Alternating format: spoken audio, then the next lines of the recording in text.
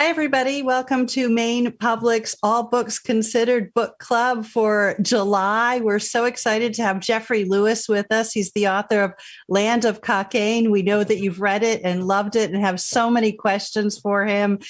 Jeffrey joins us from Castine and this beautiful, kind of steamy night. So we really appreciate all of you who are with us and have stayed with us a couple minutes as we've worked out some technical difficulties. Jeffrey, thank you so much for being here.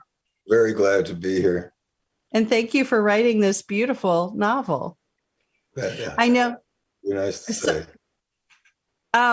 We usually start the book club with me just launching into questions, but we're going to do things a little differently tonight. We're going to start with a reading.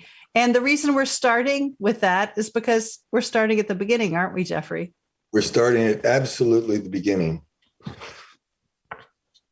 The first paragraph of this book, the arrival.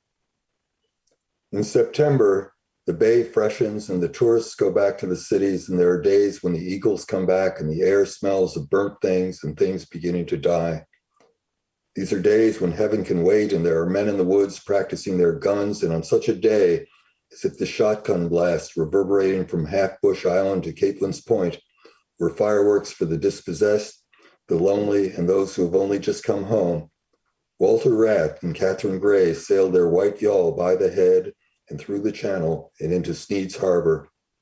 She would stay and have her child there, and they would stay longer, and their child would go to school there, and after a while they sailed down the coast on the yawl less. They weren't the sort of people ever to say they were happy for whispers of the gods and retribution, but others said it for them and of them, as if the little village past the channel had landed a special prize. She went by Charlie.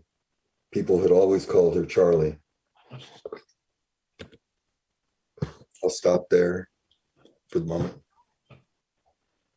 I have so many questions, but I'm going to start by asking you where the idea came. Did it come from you seeing a sailboat sailing into a harbor? Or did it come from the idea of a play? Or did it come from reading a headline about something our former governor said? Where did the idea for this novel come from, Jeffrey? Well, I would confess, first of all, that it certainly partially came from reading something that the former governor said in 2016. As people know, he made some comments about drug dealers coming from out of Maine to Maine.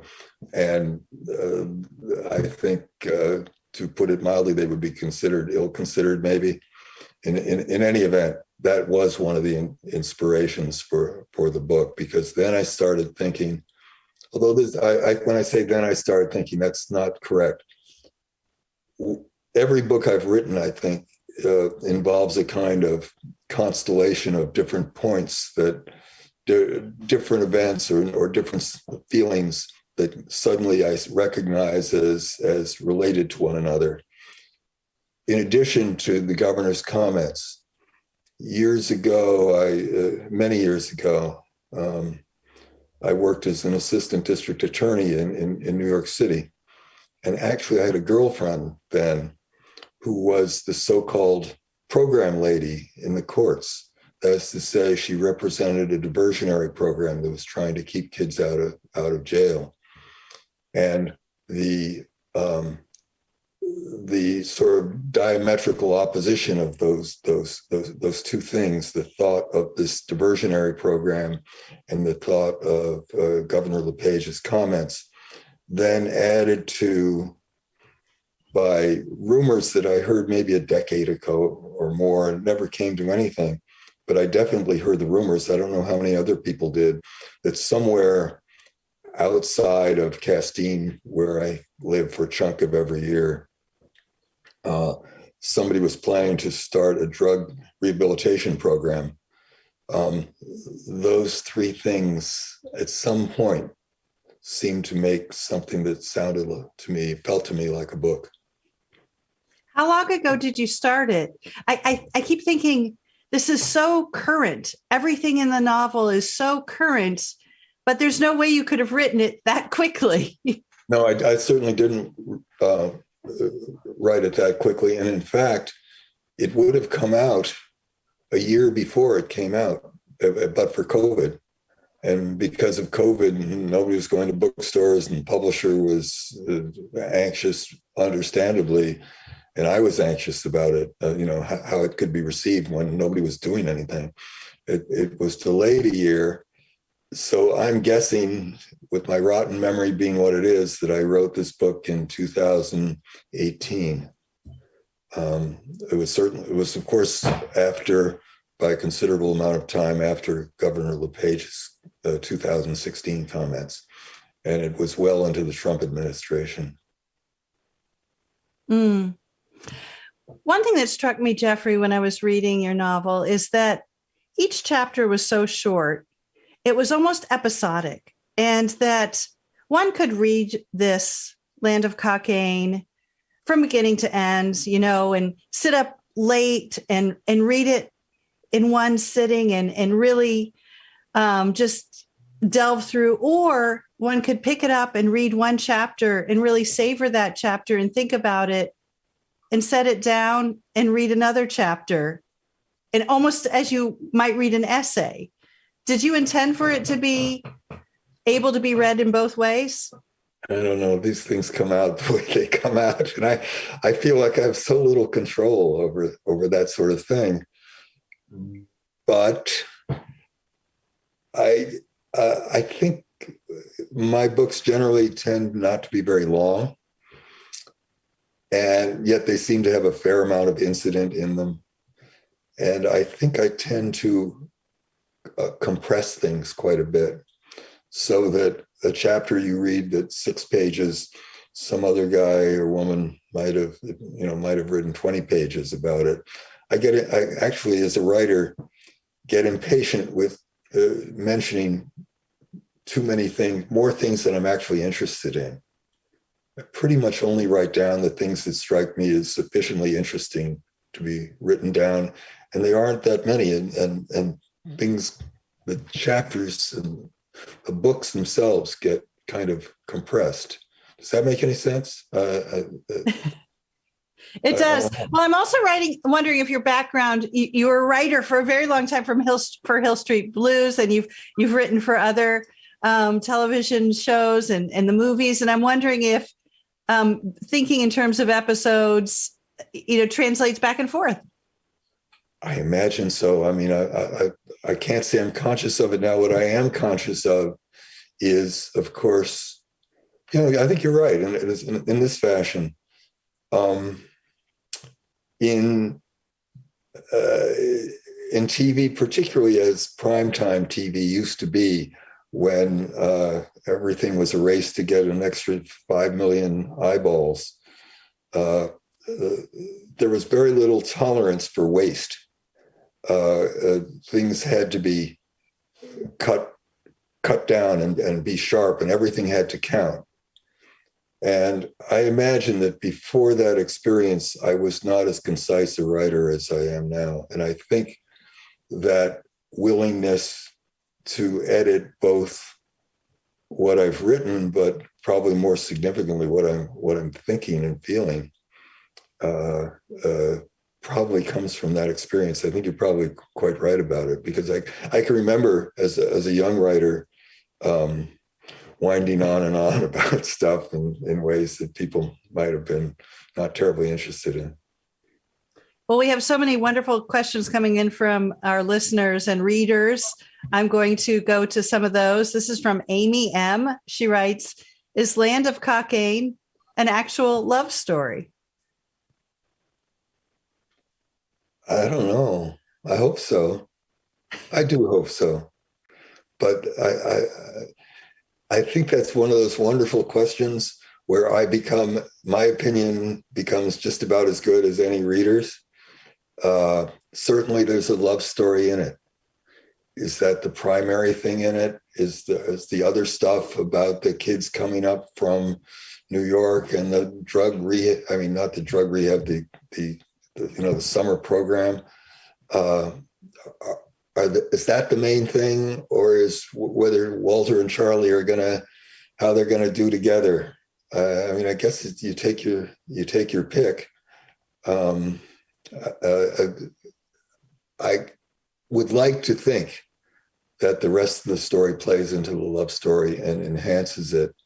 But again, I would defer to readers and also to a diversity of opinion on that question. That's one of those really wonderfully broad questions that one is terribly frightened to try to answer directly. Another question, this one from Lou H. Walter and Catherine, before they started the summer program, seemed to fit in at Sneed's Harbor. Is there some meaning in how they acclimated themselves there so well? Yeah, I think it had to do with their life. Something's very particular about their lives. They had been out in Silicon Valley. They had led hurried, seriously engaged in business kinds of lives, and they wanted out. And the village of Sneed's Harbor, in its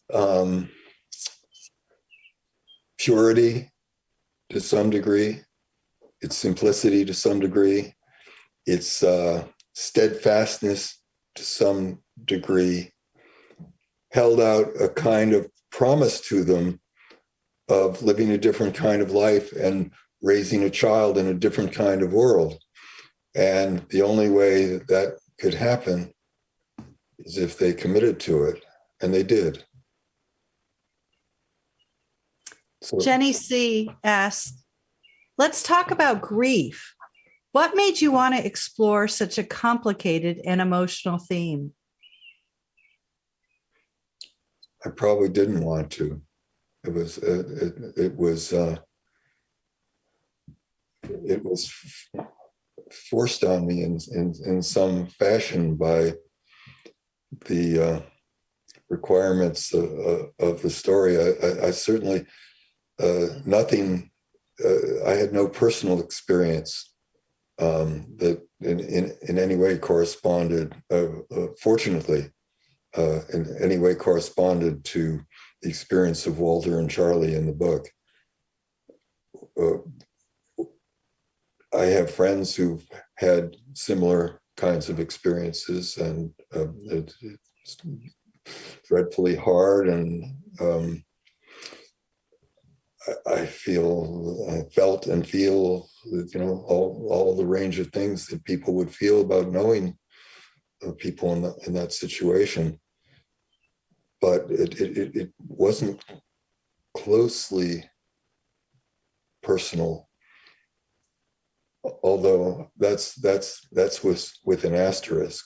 And the asterisk is that more than many decades, let's just put it many decades ago, I had a stepbrother who committed suicide, and it profoundly affected my my father's second marriage, not to my mother, but to the woman he married after my mother.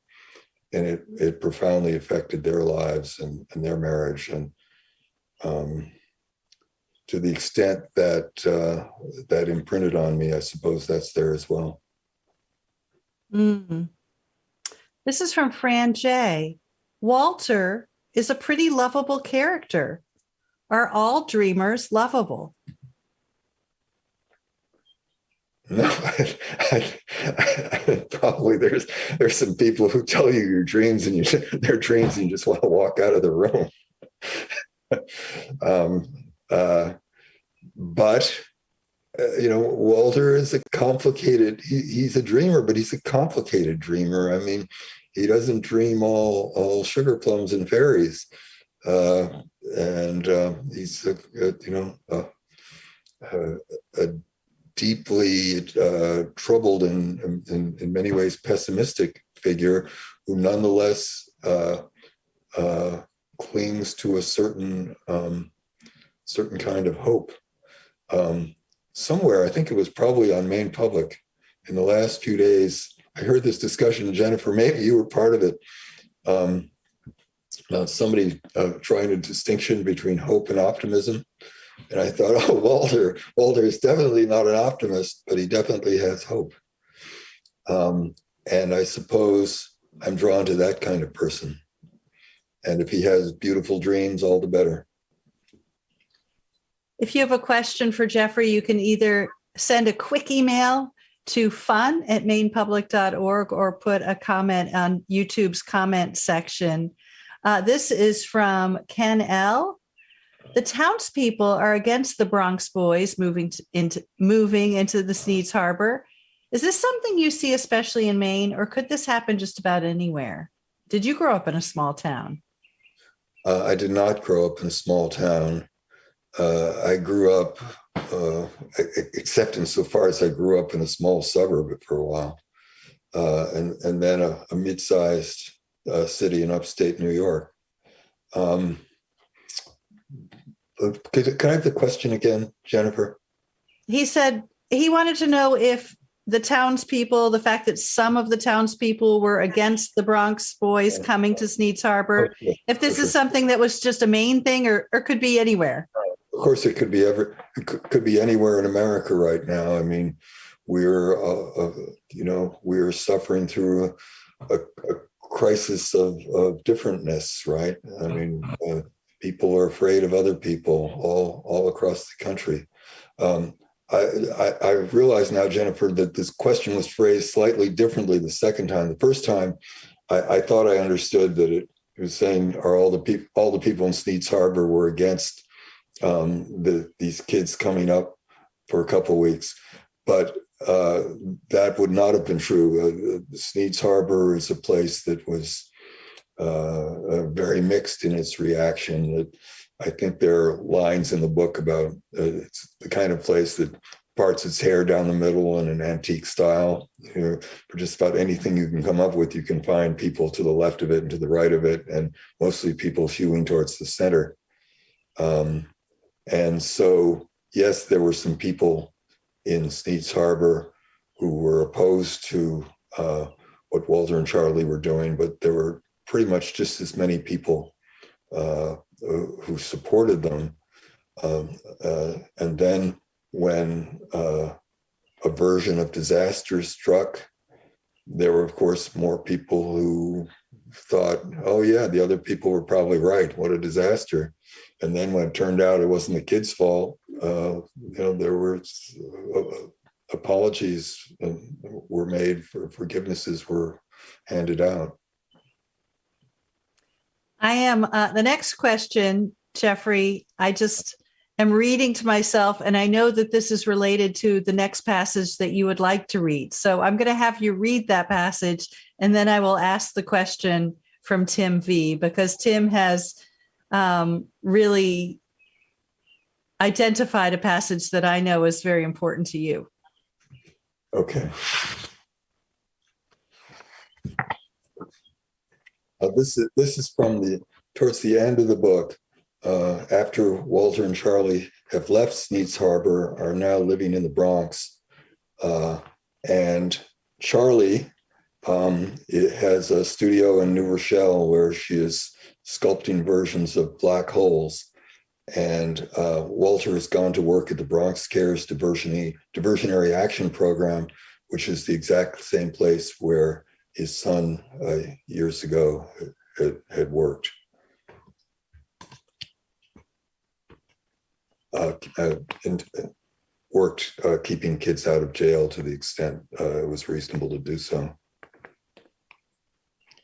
Walter combated any sense of doing good by continuing to be a curmudgeon in his thoughts. By most counts, he was more a curmudgeon than ever, though there was no one really to do the counting but himself. He read Malthus and embraced the thought that the more things went right with mankind, the more they were then bound up to go wrong, as men would multiply and eat their way through the earth. He sometimes felt it made him happy to be so disappointed, another count on a bill of indictment as long as the list of Charlie's black holes. But what of Malthus? The trap for man was sprung. They watched old movies in the evening like old times, and at 4 a.m. he awoke and worried for the fate of whatever showed up to his mind. War, famine, his participants in the program going nowhere, skepticism about equality again, skepticism about fraternity again, America's false and sentimental understanding of itself, its pimping, its delusions, its self-intoxication, its ideas that could not stand. And don't get him started again on tech, on the machine, on the robots colonizing his mind and eating up his brain, or the world heating up for that matter, coming to a boil. Would there be a day when we would long for the warmth? Still, he would be a Catholic if he could. Still, he would be a believer if he could. The moral choice, the freedom of that choice, one thing worth preserving anyway. And was that too not going to hell? Charlie, beside him, wake her and tell her. But tell her what exactly? Her gentle snore, her face on the pillow, her gaining the strength to live. How unfair to Charlie, who would listen, who would nod, who would yearn to go back to her dreams. And why not? It would be 4 a.m. or 5 or 6. He would read the news on his laptop a little bit and then doze off. The news being somehow soporific, as terrible as it was, still somehow a distraction. At 7, he would open his eyes and breathe the morning and kiss her forehead or cheek or her lips if they happened to be available. And with a slight dizziness in his first steps, go to shower and face the day. Love is an action, not a feeling. Once you go down this path of faith, there is much to be done. And then the question from Tim V, Jeffrey, is, Walter says love is an action, not a feeling.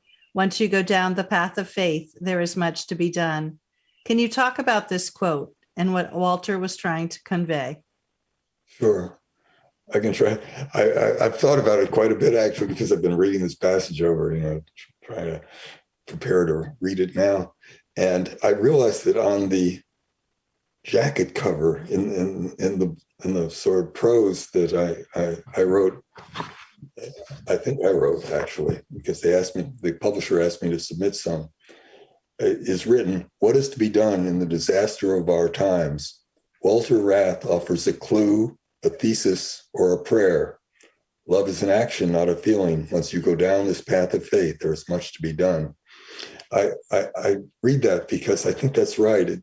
It's a clue, a thesis, or a prayer. And I'm almost loath to say which it is, except to say also that we who've both written and read the book know that Walter is not an optimist, and his feelings about much that's going on in the world are darkened by the loss of the son. And so for him, it is love becomes is harder to find in his feelings because it's overwhelmed by difficulties. And so love becomes an act. It becomes an act of faith, and it becomes what he can do if you only just keep doing what love requires.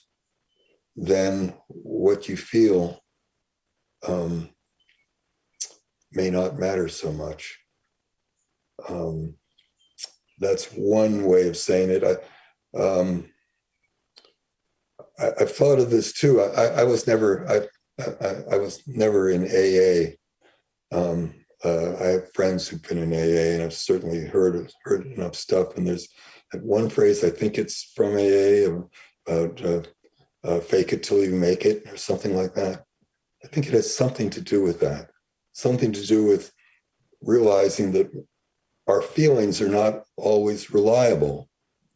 Our feelings can betray us at times, actually. Feelings, one is in love one day and is cruel to the person one loves the next. And the crucible, it's wonderful to be in love. It's wonderful to have loving feelings. But a crucial test of whether those feelings hold up may be how one acts on them.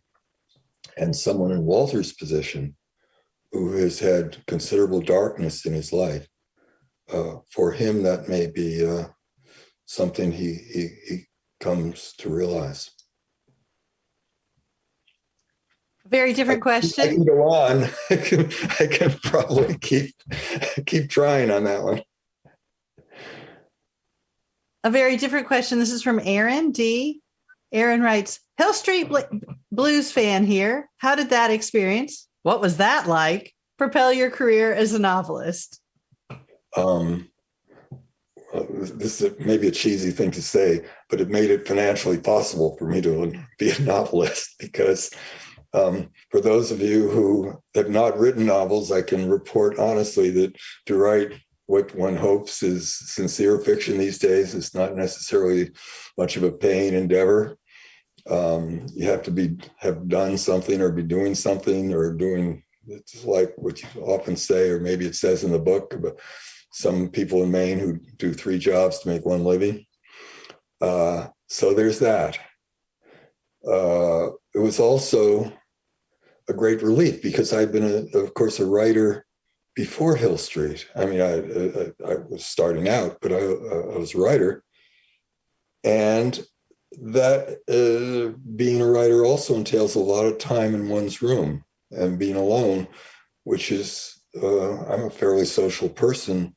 And one wonderful thing about working on Hill Street, which was one of the first shows to do this, is that the writing was very collegial. When one could sit around the room, one could throw the basketball around the room or the frisbee or something, and go to lunch and yak and tell bad jokes and keep going. And it was all sort of wonderfully social. And TV, as I understand, although I'm not doing it now, has become even more that way.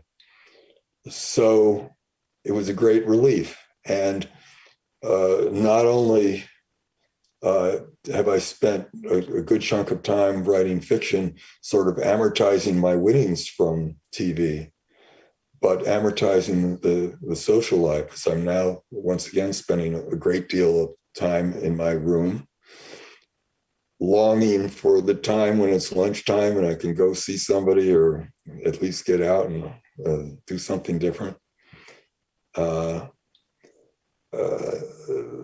Those 2 things chiefly. Now, I also mentioned before the habits of writing that I might have acquired working in such a commercial situation of having a sharp, developing a sharply editorial mind. I mean, I was running Hill Street for a while as well, and so was responsible really responsible for other people's writing as well. So I really had to consider how we should not waste time in the writing. And I probably acquired that habit. I think I mentioned that earlier. Well, here's a question. This is from Alyssa N.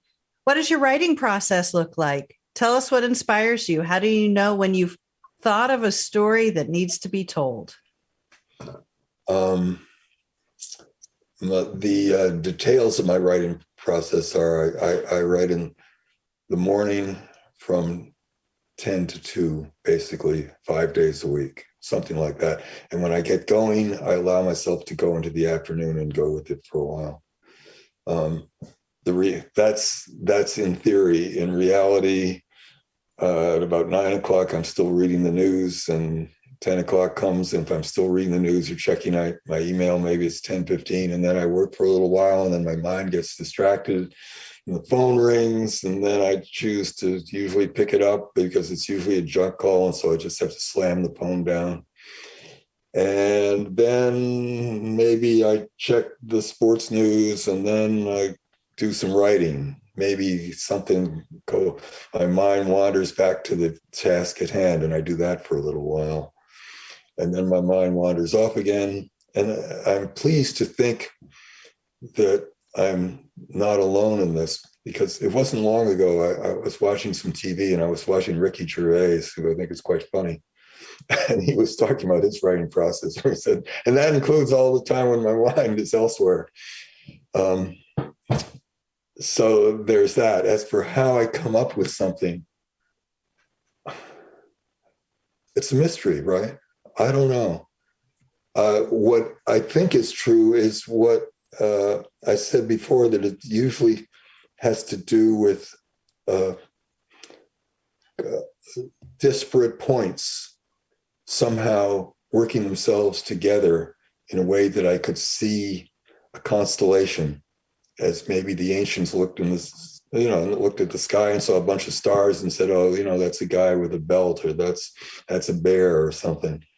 At that point, if there's a diversionary program in New York, and there's some vulgar comments from the governor about kids, and there's thoughts of a drug rehab program outside Castine, and a couple other things that I still am struggling to remember what they were. At that point, I think, oh boy, maybe that feels like a book. And I think that's typically what happens. One thing alone may propel me to wait for the other things, but one thing alone has never done it. It's never allowed me to say, oh, that's it, let's go. It needs, whatever the first thing is, needs quite a lot of support, and disparate support. It doesn't just mean, it's not just elaboration on a theme, but it's the introduction of other themes and other points of view. Carolyn N. says, such a profound and many layered novel. So good to hear directly from the author. Gordon says, hi, Jeff, loved the book. How did you learn about government cheese? The book is filled with such great detail. Did you keep a log? No, I don't keep a log. I learned about government cheese from a good friend, Chuck Reed. So please salute Chuck if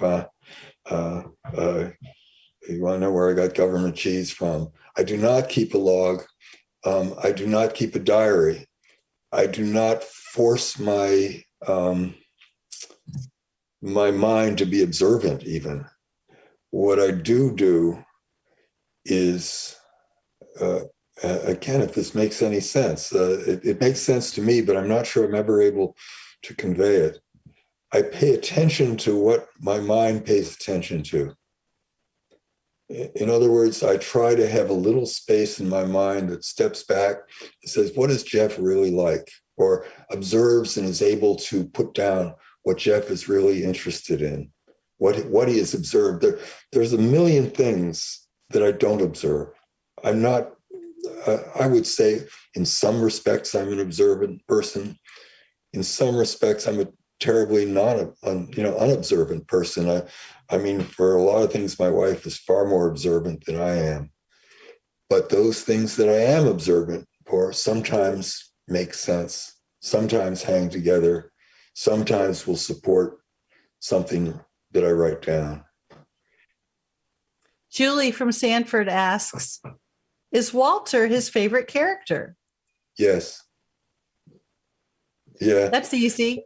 Though I will say, it seems to me that you have empathy for all of your characters. Yeah, you know what? It's funny. I don't really like writing about characters I don't like. I'm not interested. I have to be mostly. I mean, I'm sure you can find devils in the world. I mean, there are devils in the world. But first of all, I don't necessarily want to give them the time of day. And secondly, I'm not inspired to write about them, certainly not to celebrate them or to sensationalize them. I'm more interested in ordinary people, and I'm more interested in ordinary people who are trying to live their lives in pretty much ordinary ways. And for better or worse, I think maybe that's what I'm good at, or better at anyway.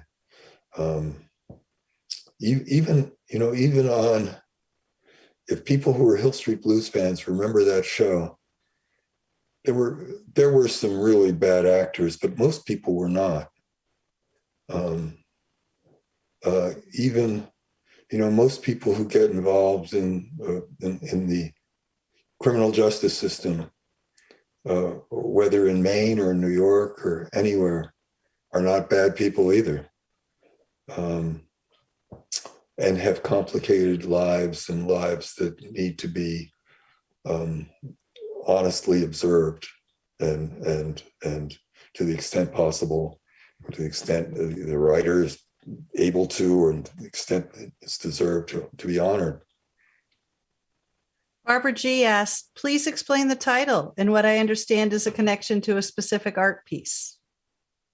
There is a connection to a specific art piece only in that Bruegel painted a picture called Land of Cockaigne. And in the course of the book, it's mentioned that Walter may have first heard of it when his friend Frank, when they were in college, brought home a second-rate print that he found on the street of Bruegel's painting, which they hung over the fireplace or something like that.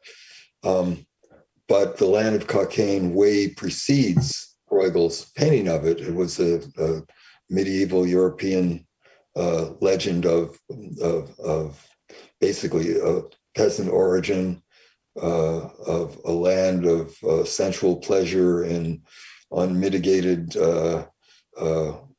leisure, money and sex and food and drink and no work. And that, although the Land of Cockaigne is well known on its own terms, it had some resonance in America in a song called Big Rock Candy Mountain. I forget who, I'm forgetting now who first sang it, but Pete Seeger certainly sang it in subsequent years. Big Rock Candy Mountain in that song is basically a rendition of the Land of Cockaigne. James says, I really enjoyed the way you had different characters narrate each chapter. What was your intention behind doing this? Can you speak to your style as a writer as well? Oh, James, I'm not sure what you're referring to, because I don't think that's what I did. Maybe I did. Certainly, I move around a lot. That's to say, there are chapters in which the distanced third-person narration, or the close third-person narration, is very close to the kids from the Bronx. And there are other chapters where the close third-person narration is very close to Walter in particular, Charlie a little bit, or the townspeople. But I believe, and your memory this book may be better than mine. I think maybe, It seems to me mostly I moved around in who I was focusing on, but the narration remained in sort of the third person, however close it got to the characters. But doing it that way, even like who you're focusing on from person to person, did you do it that way for a reason instead of just telling the whole story? Oh, sure. Because there are,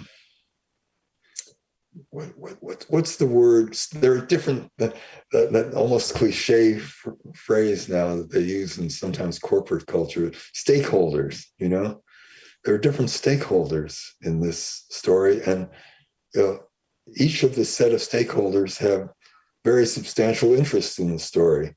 There are the Rats, Walter and Charlie, and there's the assuasion of their grief and their marriage, and their do-goodism. Their sincere effort to do something they think is helpful in the world. There's the townspeople in their divisions, but also in their unity, and how how they respond, both supportively and not so much.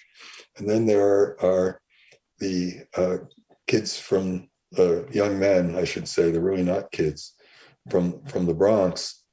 And it would not have, I realized at some point, I mean, and here's where your question gets really interesting, I think. I realized at some point I couldn't tell the story without coming close to these kids from the Bronx. And, you know, in as we say, today's cultural climate, it's not always appreciated when, for instance, a white person has Black characters, flat out. You know, I mean, one better have a good reason for it and take one's chances. And of course, this is a book about the confluence of people, young men of color, and a largely white population in Sneed's Harbor. And the story could not be told otherwise. And to the extent it's a worthwhile story to be told, that they had to be told as sincerely and as authentically as I could. Jeffrey, Janet wants to know about your writing style and long sentences. Was that an intentional choice? Yes, I think so. They're not all long sentences, but yeah, I was having fun with long sentences. I can't justify it. I can't tell you why, but yes, if it wasn't a choice, it happened naturally, but I am aware of it. I am aware of the number of conjunctions in this book, particularly in the first paragraphs. I mean, it's less so elsewhere. I'm aware of it. I just liked it. It seemed a little old-fashioned to me, but I still liked it. And it's the way the words came out. You know, it's hard enough for me to write. For me to start censoring things that I like, and they're coming out, and you know, I'm so overjoyed to have my hands working when my mind is scarcely working with it. That's just how it happened, and I'm very happy for it. And I can't tell you why exactly. Well, and I'm going to wrap up with a couple questions of my own, Jeffrey. I have read that when John Irving writes, he maps out the entire novel ahead of time. He knows everything that's going to happen in every chapter. Richard Russo has told me that he could never write a novel that way. When he starts, he doesn't know how it's going to end. So I'm going to ask you, when you started the novel, did you know how it was going to end? Did you know about the play? And did you know about the fire? And did you know who was going to have set the fire when you started writing the novel? Or did the novel unfold and as you were writing? I knew about most of that stuff. I don't think I knew about the play. And I can't honestly say I remember whether I knew where the book wound up. To be honest, I'd have to go to my notes. It's likely I did. And what would be typical of things I've written are somewhere halfway between Rousseau and Irving, which is to say, I tend to know what the story is in books that I've written, but it tends to change along the way. I mean, I start out with the story being one thing, and a bunch of stuff doesn't work, or a bunch of stuff takes me in another direction, and so things change. But it is true that before I start out, you know, there used to be, I don't even know if this is still true, there used to be a phrase in screenwriting, which is the movies are all about endings. And I don't know if I ever believed that or obeyed it or what, but I also never forgot it. And I think I knew where this book was going to end up before I wrote it, but I can't be sure. There's a lot about the process. Once it's done, it's gone. I could reconstruct it, but And then So finally, I mean, I know that you're doing readings and things like that and things like this for this book. Are you already working on your next? yes, I actually sent, fingers crossed, I sent a draft of a new book to my publisher last week. Wow. So, What so can you there's tell us that. about it? Nothing. Too superstitious by far. Um, the one thing I can tell you about is I hope they like it. Um, uh, so yeah, and I've been trying hard to start still another book, and I have started, but I'm not sure I like it. And so, if I don't like it, I mean, I can't vouch for it until it exists. All I can say is I've started, I've worked on it, I've started more than once, I've stopped more than once, and we'll see.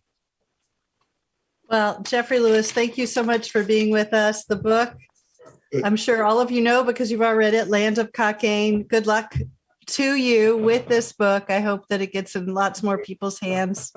And thank you for spending some time with us. Do I get a last word to say? Thanks to everybody who tuned in on this warm night, but also Jennifer, you and Maine Public more generally for doing this All Books Considered book club, which I think is a great idea. It's just a great idea. I think big reads are wonderful, wonderful civic endeavor. So thank you all.